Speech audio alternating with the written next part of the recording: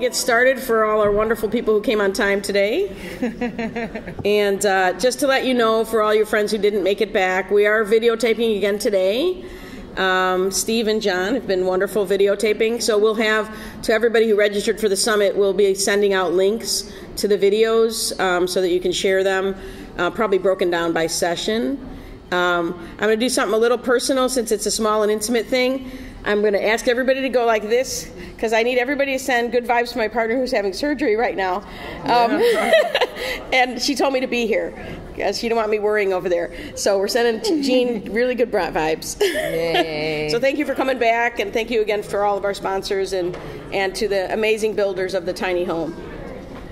And so for today, it's a half day. As you see, there are 3 presentations, and then we want to get to some action steps about how we bring tiny homes to Chicago at some point. So I hope you'll stick around to the end and participate in that. And the tiny home is still out on the lot and available for folks to walk through. If you didn't see it yesterday, please pop in today. And if you did see it yesterday, pop in again. So let's move on to our first presentation, which will be bringing economic development to Chicago neighborhoods. And we have Kavita Sharma and Adrianna McKinley from Bootstrap Villages. Hi, thanks for having us. I'm Adrianna McKinley, and this is Kavita Sharma. We're here to tell you a little bit about Bootstrap Villages.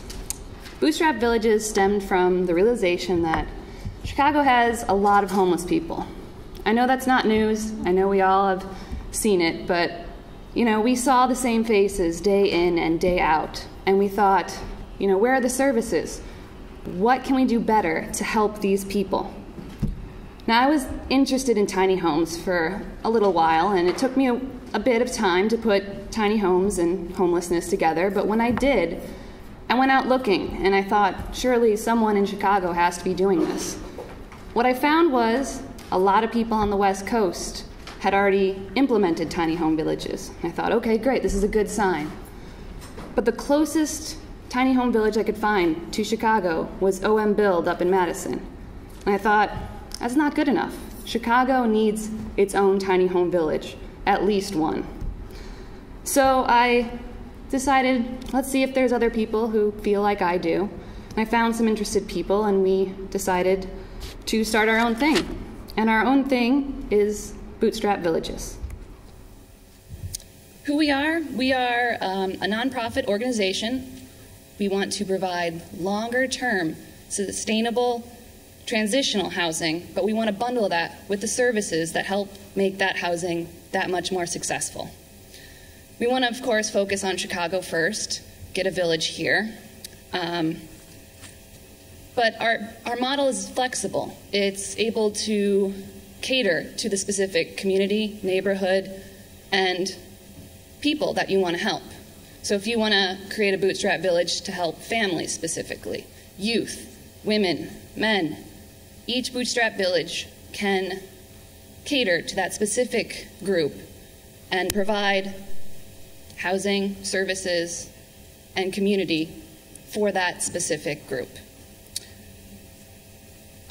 We think that flexibility will help it be very successful in the different neighborhoods here in Chicago, wherever one might pop up, but also across Illinois, the nation, and even internationally. And with that, I'm going to pass it off to Kavita to give you a little bit more information. Great. All right, thanks, Adrianna.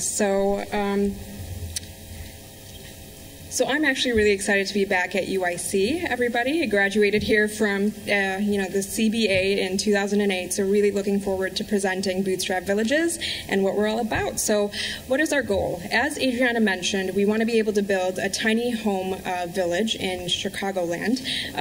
Right now we're considering and evaluating a lot of sites. Brownsville is definitely potentially a very interesting site. There's a lot of empty lots and space that we can potentially work with, so it presents an exciting and interesting opportunity for us.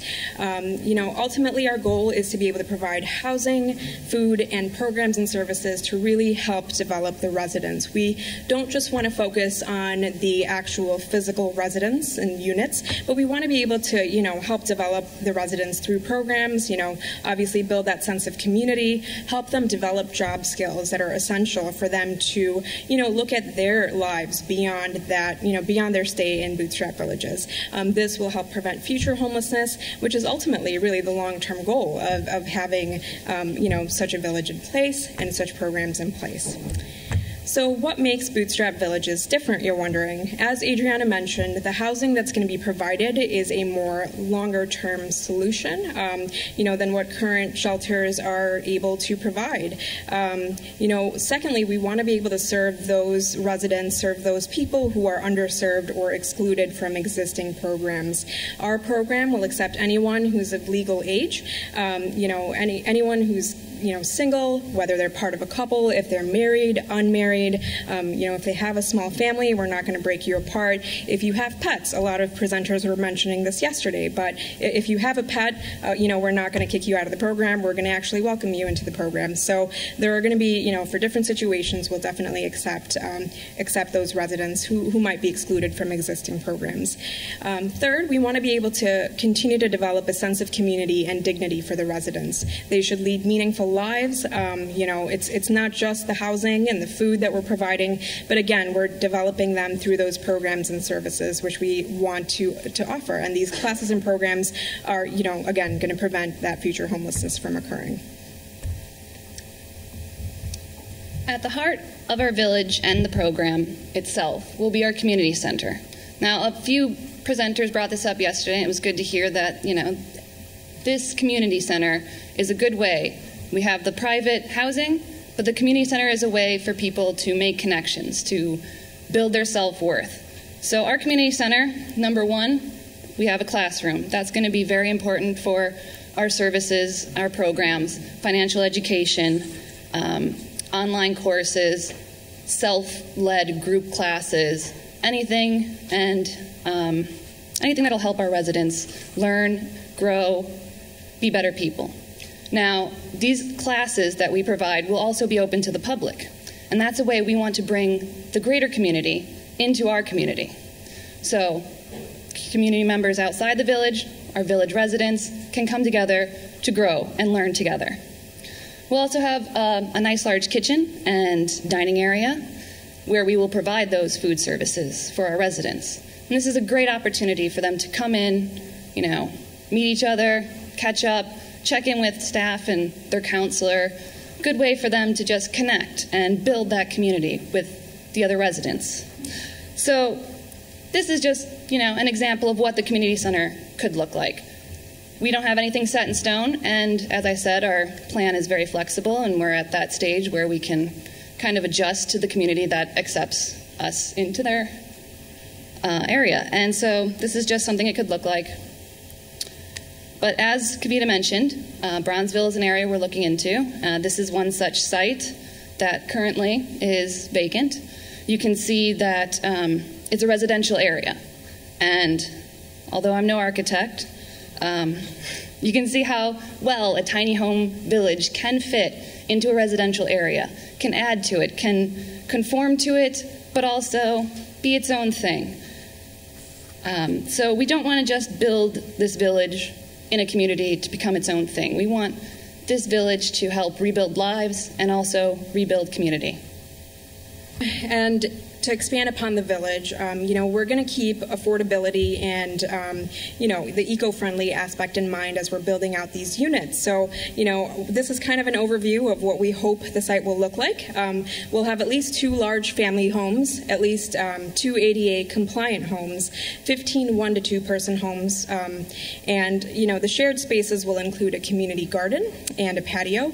And again, I think this is really important. Again, you have residents where they own their own units, but they have access to these shared spaces where they can kind of collaborate, they can unwind, they can develop, gardening skills. If they're into urban farming, those options can be available down the road. So again, it's building that, sense of community and camaraderie amongst the residents.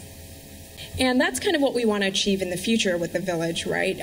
But we've actually had some successes in the past, so I wanted to quickly touch upon those. In 2015, around the holidays, we were actually able to launch a GoFundMe campaign to raise funds for winter care bags. We wanted to kind of do something in the interim until we could actually physically build a village, because that's going to require a lot of time and resources. So we decided to launch this campaign, which raised over $650 in less than 5 days, I believe, and we were able to take those funds and put together 30 winter care bags, which included a lot of winter care essentials, a lot of items that would help those who were on the streets get through the winter. We were actually able to distribute these bags in December of last year, and we went to the Gold Coast right around the holidays. There were plenty of people who we saw that were on the streets, and we could actually just go up to them, we talked to them, we shook hands with them, and it was really eye-opening and very insightful because, we were talking to these individuals and learning from their stories and, experiences at shelters and, the conditions that they faced there versus, how much safer they felt just being on the streets, regardless of the weather. So it really, really shaped kind of how we wanted to approach the Bootstrap Villages program, and it really helped develop our program and kind of what we wanted to achieve with the tiny home movement in Chicago. So we were really, really excited, really grateful for the support, obviously through the monetary donations that we were able to achieve and put these together, and really grateful to just hear the stories and talk to these individuals. Excited to continue doing this in the future. Hopefully we'll have more fundraising campaigns and we could do similar efforts in the future. And if you've liked what you've heard so far about Bootstrap Villages and you're wondering how you can get involved, you can certainly like us on Facebook. All you have to do is search for Bootstrap Villages and like the nonprofit organization page. You can certainly join a committee, a Bootstrap Villages committee, so you can help us develop programs in the future as well as village plans. Feel free to raise your hand. If you want to contact us later, we can do that offline as well. And you can donate as well. If you want to make a one-time monetary donation, you can. You can visit our site to get more details. And in the future, we hope to have volunteer positions available on the site as we continue to develop and build the program. So we'll post those volunteer positions, and you can certainly volunteer and donate your time as well. Yeah, and thank you so much for your time today. Again, Tracy, thank you for inviting us to speak here this morning. Again, really, really excited to present Bootstrap Villages, and we thank you for your time.